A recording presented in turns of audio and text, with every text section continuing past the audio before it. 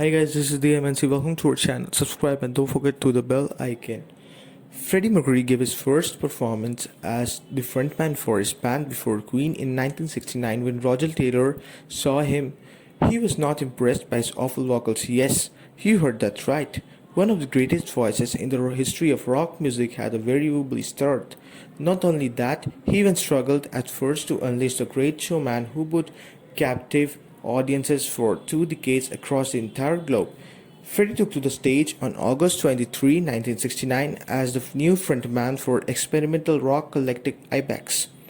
Even then, he dreamed of being a part of Roger Taylor and Brian May's current band Smile. His first time in front of them was not quite what he had aimed for.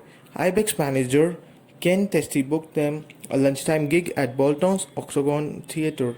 The band opened their set with a cover of Jailhouse Rock, and Freddie Mercury was hit with a stage fright. Testy recalled he had his back to the audience for half of the first number, but by the end of the first song, the shyness had gone and he was performing well.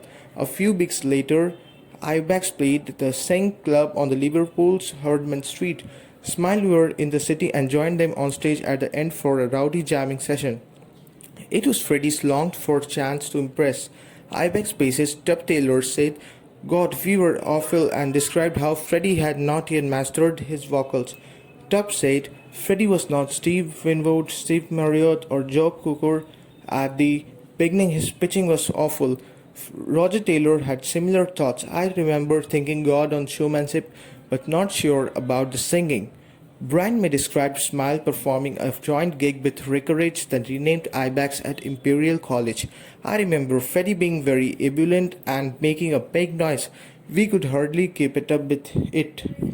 By 1970, Wreckage was over and Freddie answered a vocalist wanted advert in Melody Maker for a new teenage band called Sour Milk Sea. They hired him on the spot. Guitarist Chris Chesney echoed many of the other comments about Freddie's lack of polish but clear potential. When Freddie fired up with Us, he was fantastic. He didn't quite have the voice then, but he sang falsetto and I like that. With a few months the band was over and Freddie's big chance was about to happen.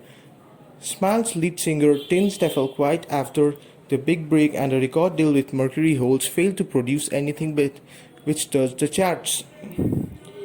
On June 27, 1970, Smile took to stage at City Hall in Cornwall with May Taylor and they were joined by new bassist Mike Gross and certainly Mr. Freddie Mercury. Gross didn't last long, but Freddie had finally found where he was supposed to be.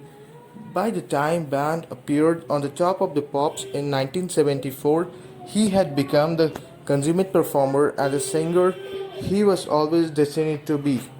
So thanks for watching. See you in next video. Goodbye.